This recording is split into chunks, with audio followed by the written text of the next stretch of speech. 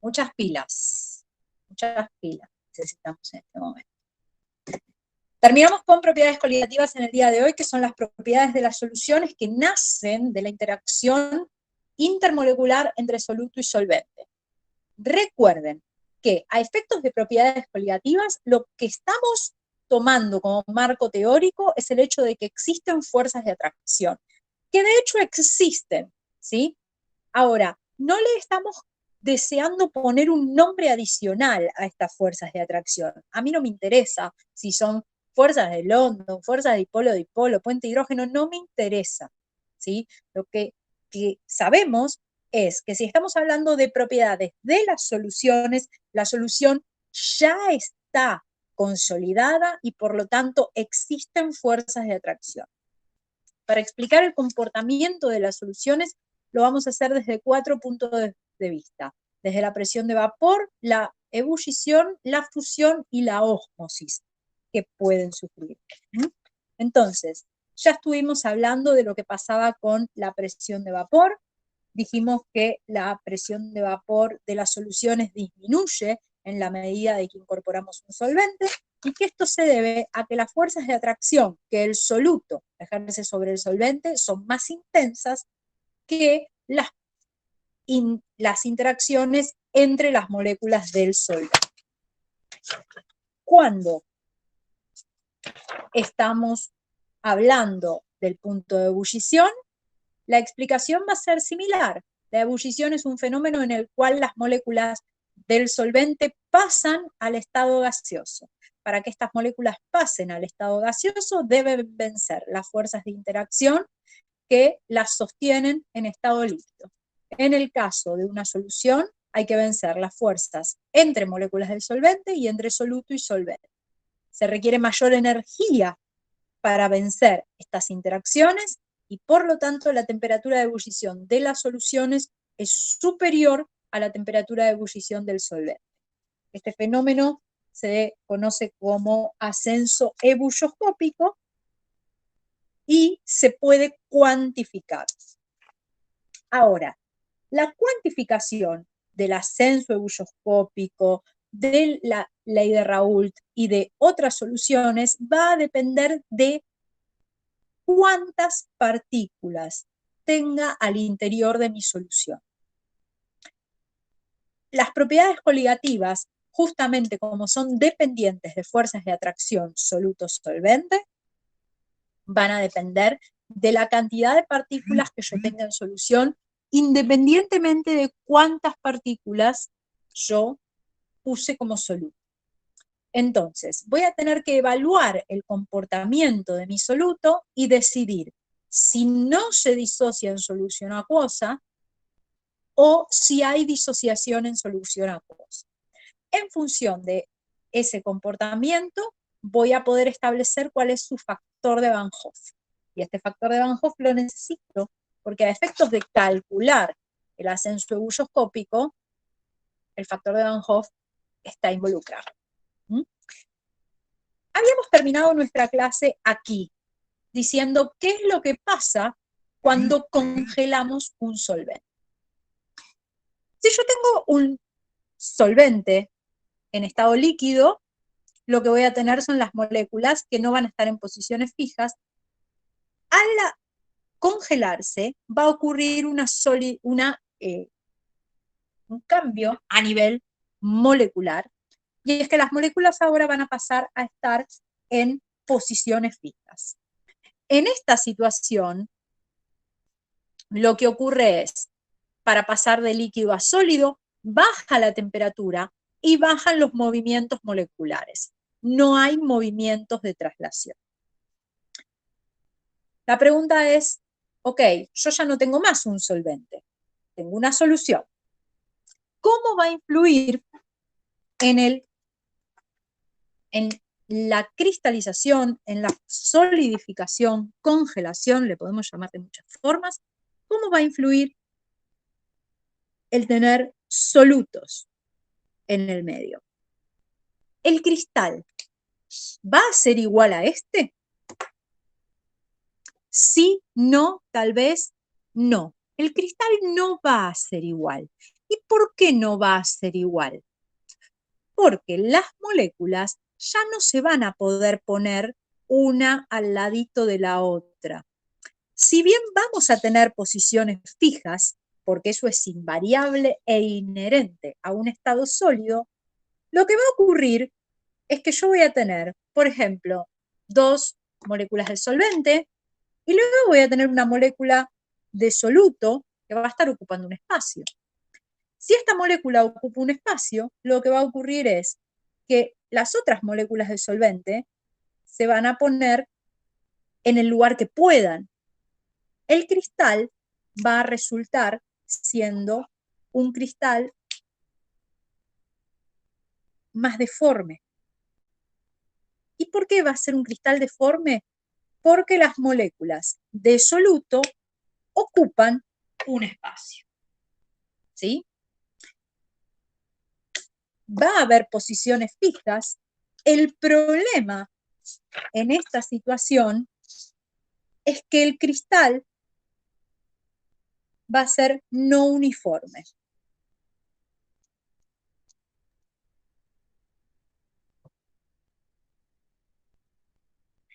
Mientras que cuando yo tenía solvente puro, obtenía un cristal uniforme,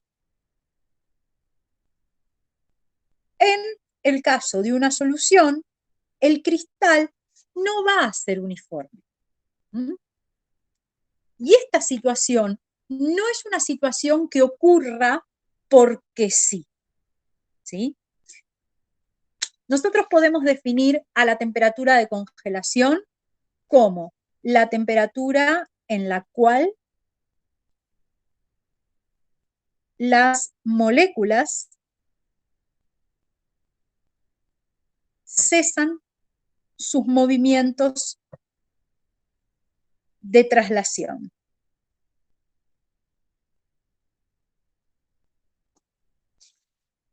Comparativamente, ¿a ustedes qué les parece? ¿Este cristal va a ser fácil hacerlo? ¿Va a ser más fácil armar este cristal o armar este?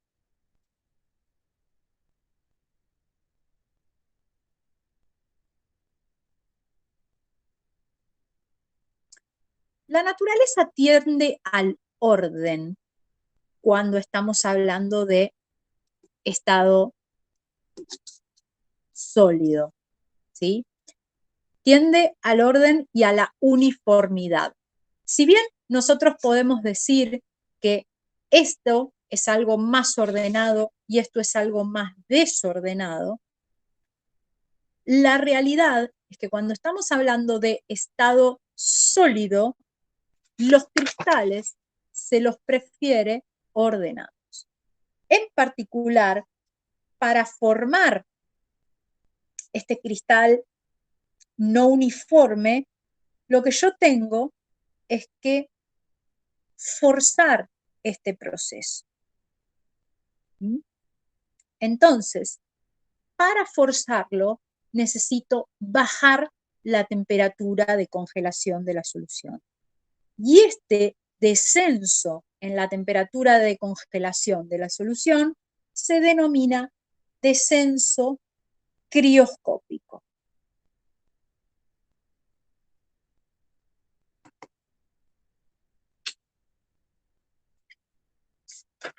Asociado al descenso crioscópico hay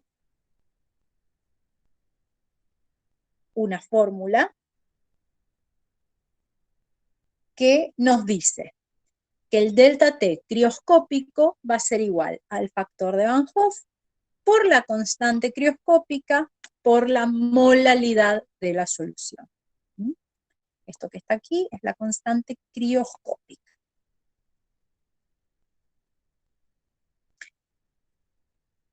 Y el delta T crioscópico va a ser la temperatura de congelación del solvente menos la temperatura de congelación de la solución.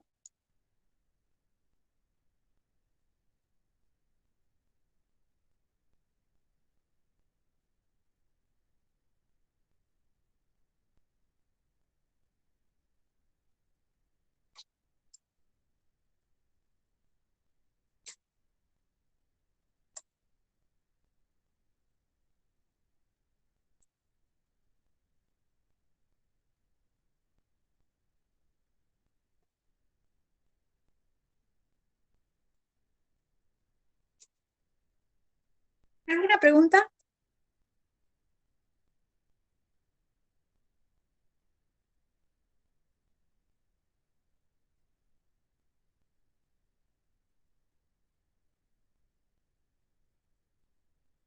Bien, continuamos entonces.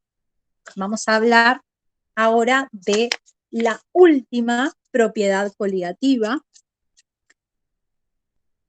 Esta propiedad coligativa está relacionada al proceso de ósmosis.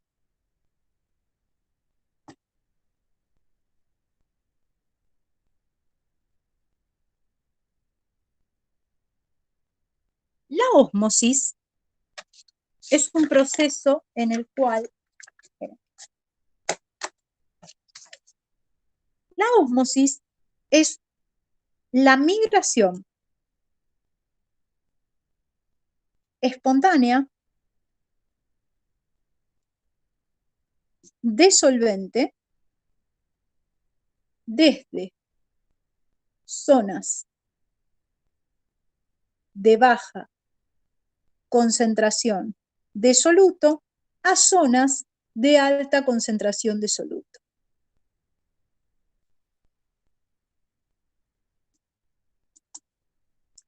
Esencialmente, este proceso yo lo podría graficar diciendo, bueno, tengo solvente, solvente puro, y lo que hago es, incorporo acá, en este punto, incorporo soluto en grandes cantidades, ¿sí? Pongo una gran cantidad de soluto. Lo que ocurre es, me va a quedar acá una zona de alta concentración y comparativamente voy a tener por acá una zona de baja concentración. Entonces, como el universo tiende a la homogeneidad, a la uniformidad, ¿qué es lo que ocurre? El solvente migra desde acá hacia acá. ¿Cuál es el objetivo de esa migración? Homogeneizar el sistema. Esta migración, este movimiento, es espontáneo y se llama ósmosis. Pero puede ocurrir que yo no quiera que ocurra la ósmosis. ¿Sí? Puede ocurrir, bajo ciertas circunstancias, que yo quiera introducir la sal acá y que el sistema me quede así, con una zona de alta concentración y con una zona de baja concentración. Para poder lograr esto, para poder frenar el flujo de solvente, yo lo tengo acá, lo que se hace es interponer entre las zonas que quiero separar una membrana semipermeable.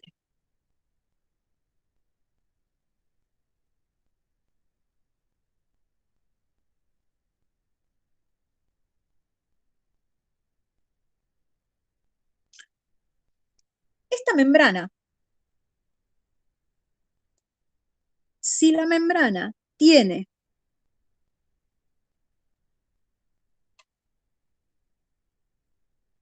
una presión mayor a la que genera el solvente,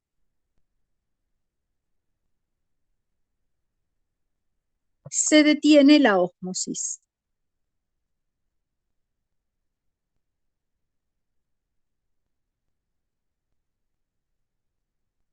¿Y por qué hablamos de una presión? Y bueno, porque pensemos, el solvente llega acá y básicamente el solvente quiere llegar hasta acá. El solvente choca contra la membrana genera una fuerza, genera una presión. ¿Sí?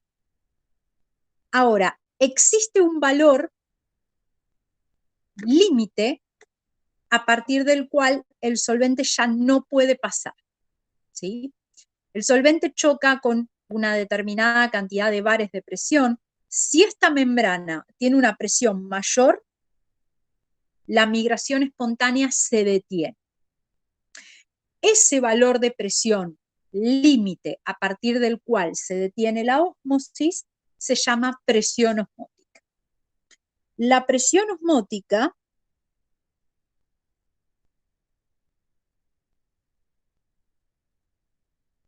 es el valor mínimo de presión para evitar el flujo espontáneo de solvente. O sea, es el valor mínimo de presión para evitar la ósmosis.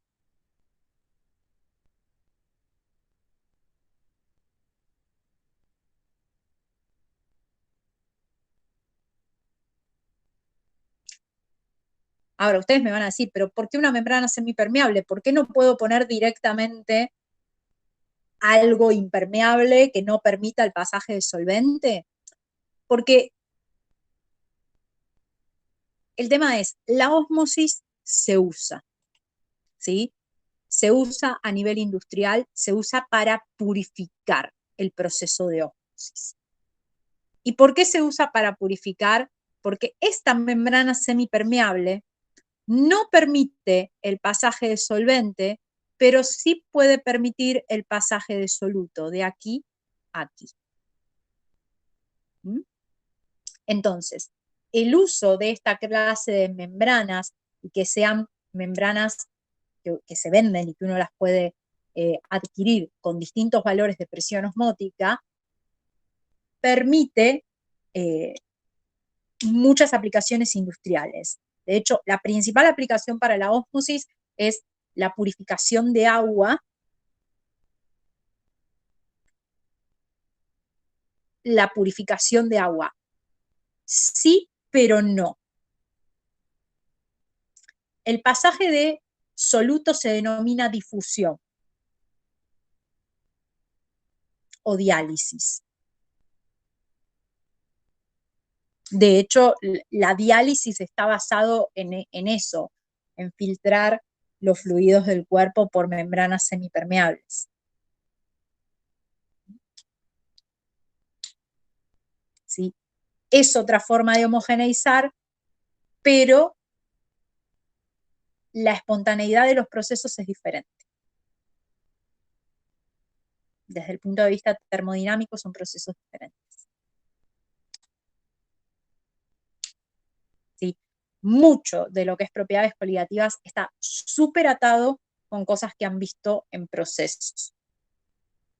Muy atados. Fíjense que estamos hablando de condiciones ideales, estamos hablando de temperaturas, estamos hablando de energías, estamos hablando de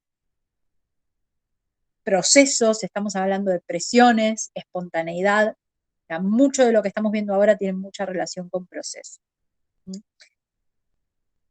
La presión osmótica tiene una fórmula matemática asociada y esta fórmula es: presión osmótica se pone con la letra pi mayúscula, que es cuadradita, ¿sí? No tiene ningún firulete. Y va a ser igual al factor de Van Hoff por la molaridad, o sea, no es molalidad, es molaridad por R por T. ¿Mm?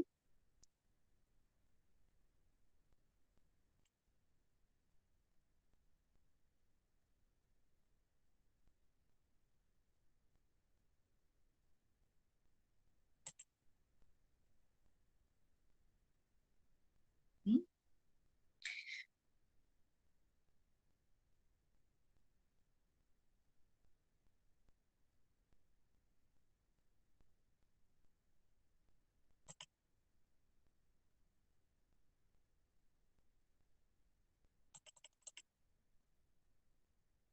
¿Alguna pregunta hasta acá?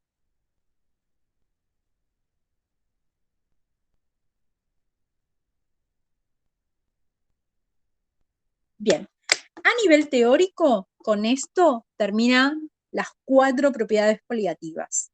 Un poquito esto era a donde yo deseaba llegar la semana pasada, pero lo hicimos hoy.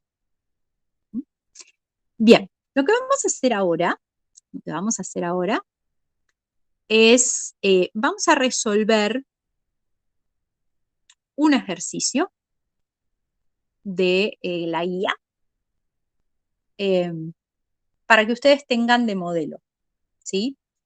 A ver, les digo algo, nosotros nos encontramos el miércoles, sí, pero ustedes vayan haciendo ejercicios, ¿sí? La idea de nuestro encuentro del miércoles es que ustedes hagan consultas sobre el ejercicio, no que vengan sin hacer nada, ¿sí? Yo tengo una serie de ejercicios que dejé como para que hagamos el miércoles, pero la idea es que ustedes ya hayan practicado un poquito. Lo que vamos a hacer ahora es de la actividad número 8, que está en la página web. Vamos a hacer el ejercicio 5. El ejercicio dice, ¿cuáles son los puntos de ebullición y de congelación de una solución 2,47 molal de naftaleno en benceno? Entonces, me está preguntando la temperatura de ebullición y la temperatura de congelación de la solución.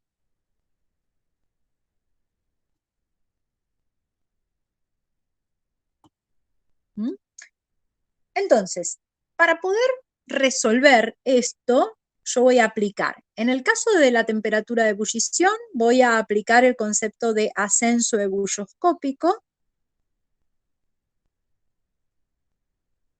En el caso de la temperatura de congelación, voy a aplicar el concepto de descenso crioscópico. Como datos, lo que yo sé es, el soluto es naftaleno. El solvente es benceno. La concentración de la solución es 2,47 molal. La temperatura de ebullición del solvente, que es benceno, es 80,1 grados centígrados. La temperatura de congelación del solvente es 5,5 grados centígrados. Entonces, son 2 situaciones que las tengo que resolver por separado. Para calcular la temperatura de ebullición del solvente, la temperatura de ebullición de la solución, voy a aplicar el ascenso ebulloscópico, por lo tanto, la fórmula que voy a requerir va a ser esta.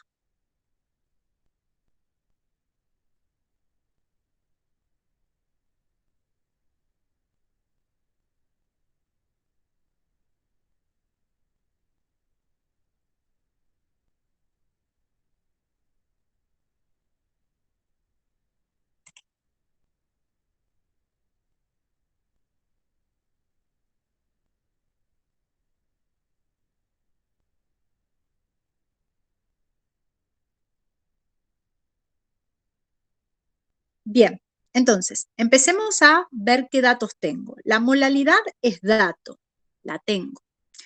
El factor de Van Hoff lo deduzco, ¿sí? La pregunta es, ¿se disocia el soluto?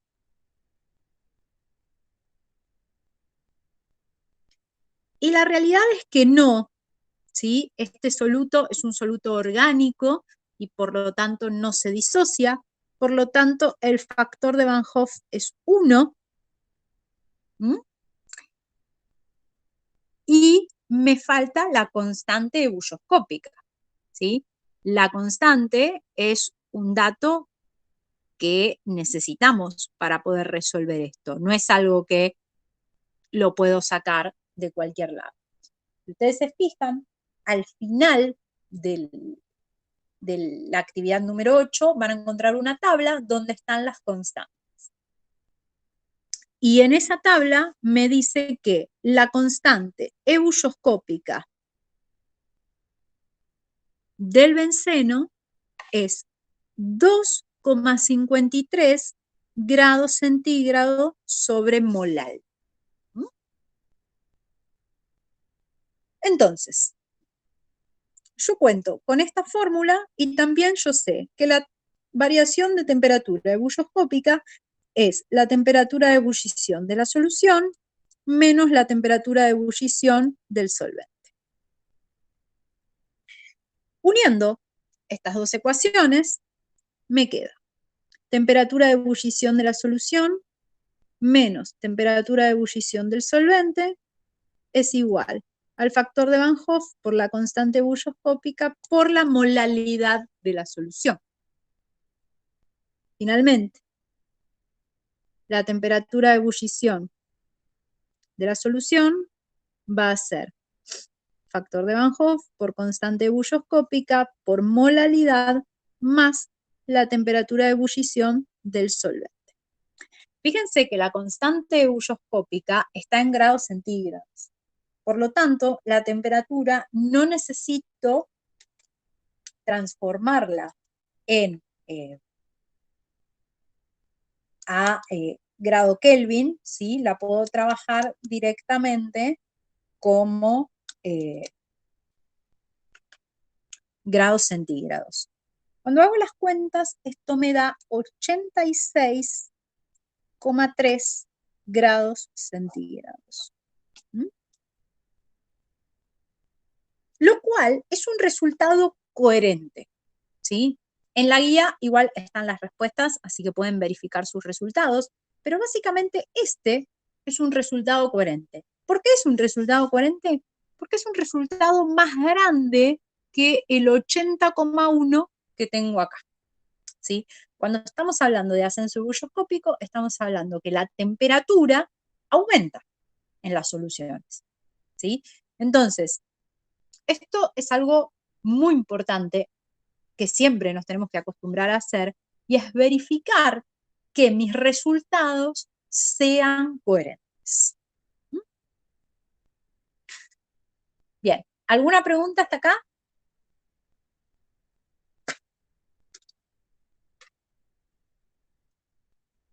¿No? Copien, así avanzamos.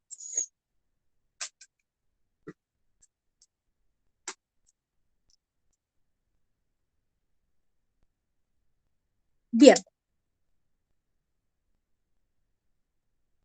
También en el mismo problema me pide calcular la temperatura de congelación de la solución. Para eso, no voy a estar aplicando el ascenso ebullioscópico, ¿sí? Sino que lo que vamos a estar aplicando es el descenso crioscópico. Entonces, nuevamente, voy a necesitar la constante para poder resolver este problema. La constante crioscópica del benceno es 5,12 grados centígrados molar.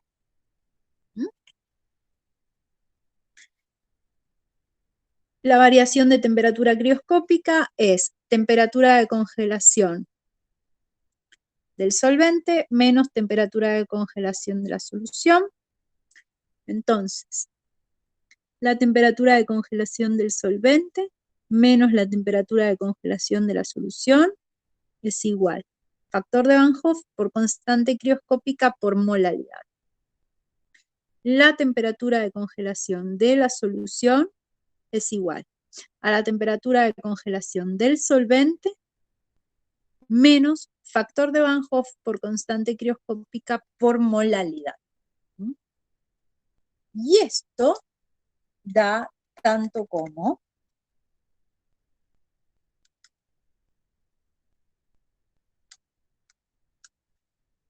menos 7,1 grados.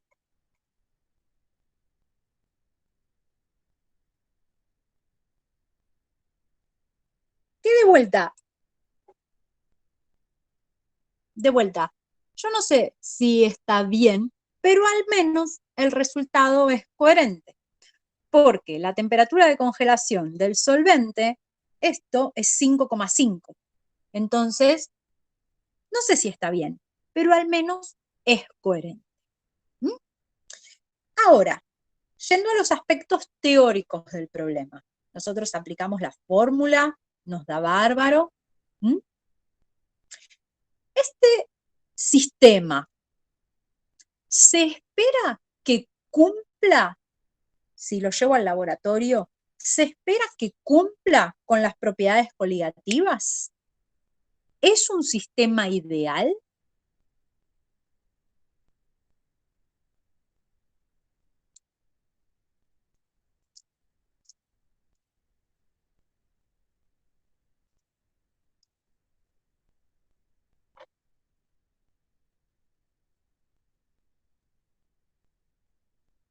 Si recordamos nuestra definición de sistema ideal,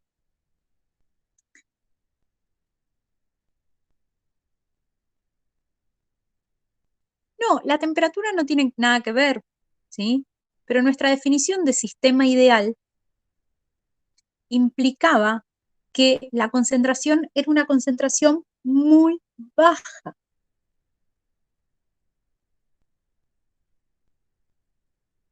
Y soluto no volátil, ¿sí? En el contexto de naftaleno disolviéndose en benceno, el soluto va a ser no volátil. El tema es la concentración. ¿Cómo es?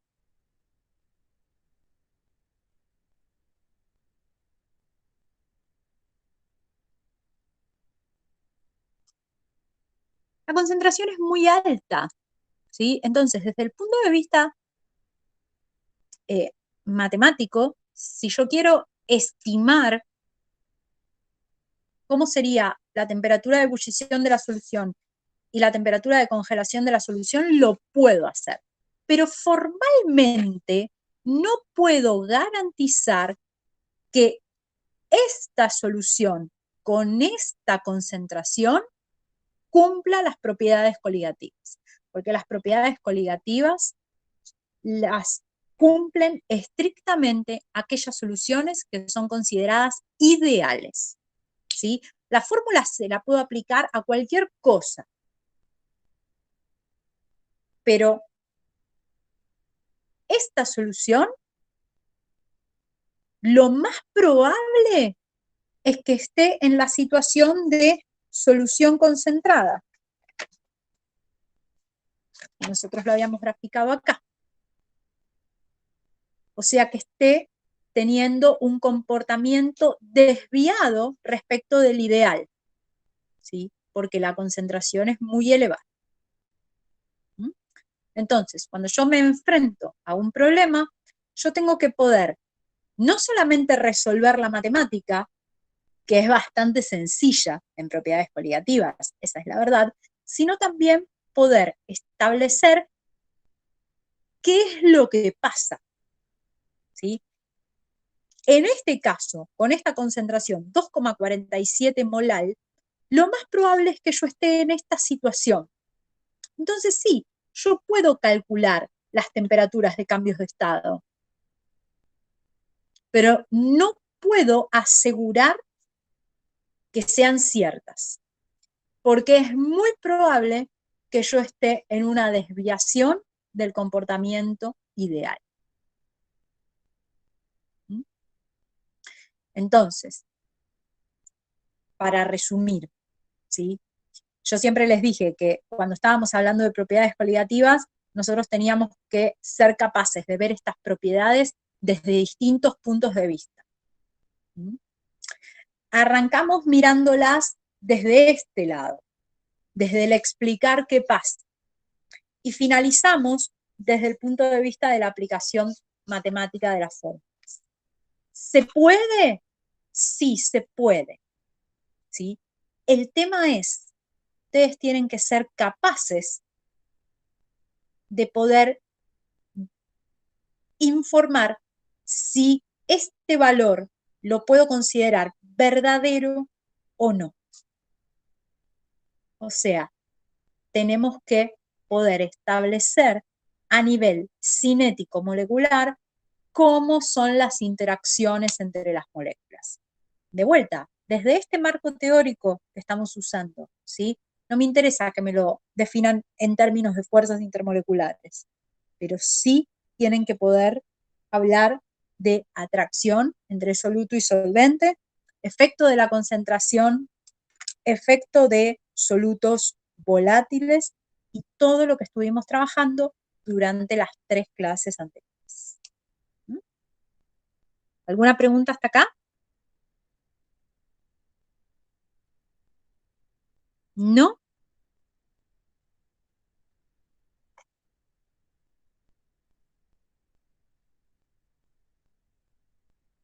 Bien.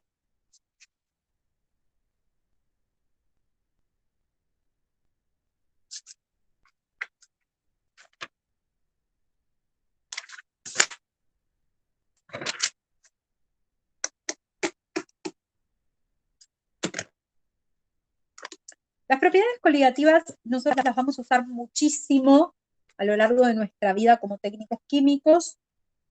Es una forma muy útil de calcular masas molares, muy útil de calcular masas molares. Y en nuestra vida ya saliendo de la escuela, las vamos a usar muchísimo para establecer ciertas propiedades y, bueno, aquellos que tengan la posibilidad de trabajar en la industria farmacéutica, lo más probable es que utilicen mucho los conceptos de ósmosis.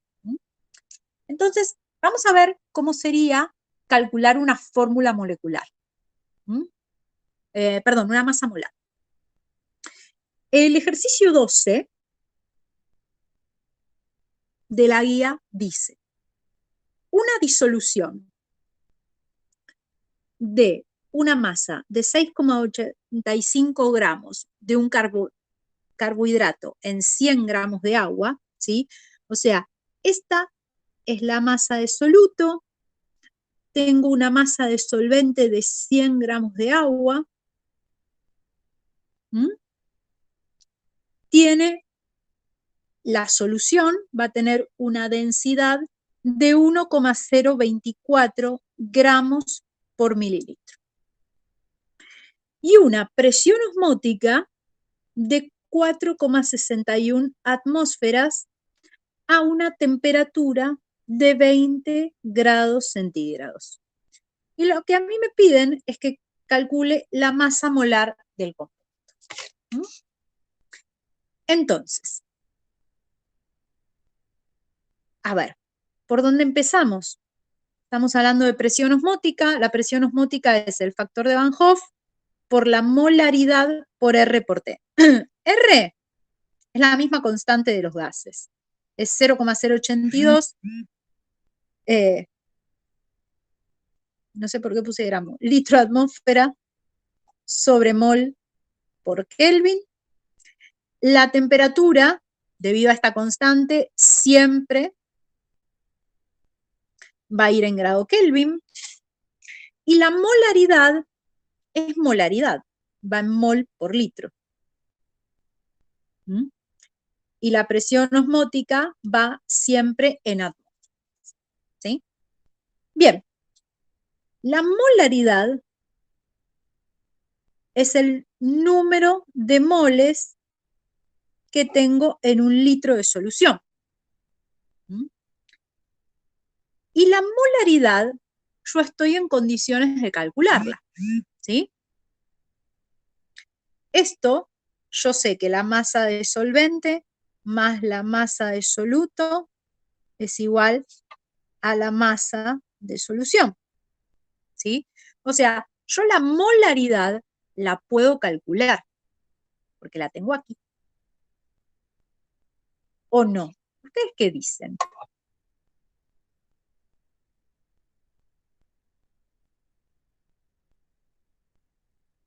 ¿Tengo información como para poder calcular la molaridad a partir de estos datos?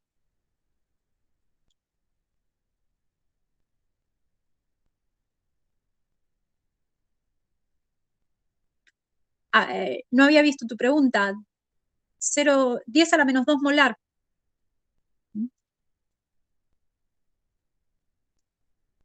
Sí, tengo la densidad, pero no tengo la masa molar del soluto. No la tengo, porque de hecho, eso es lo que a mí me piden calcular.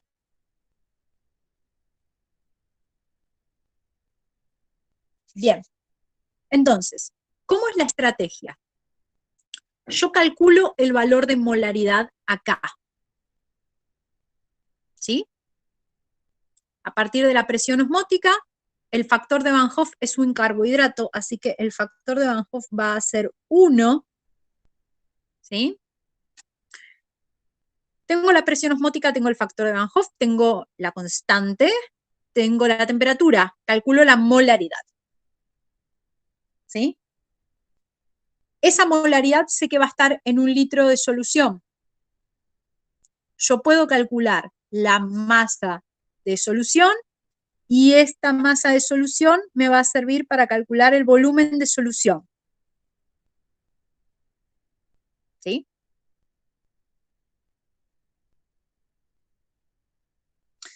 Entonces, yo sé que en este volumen tengo esta masa de solvente. En 1 litro voy a tener X gramos. Esos gramos tienen que coincidir con. ¿Mm?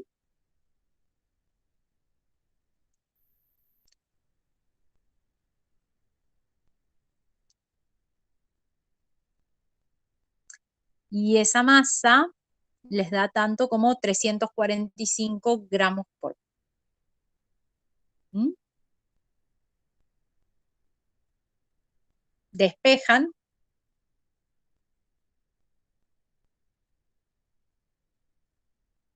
Y sal.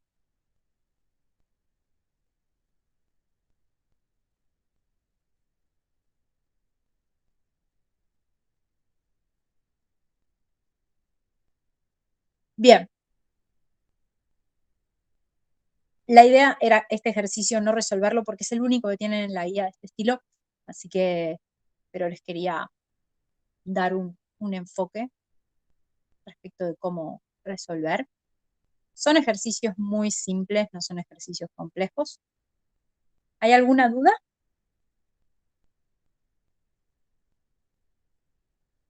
¿No?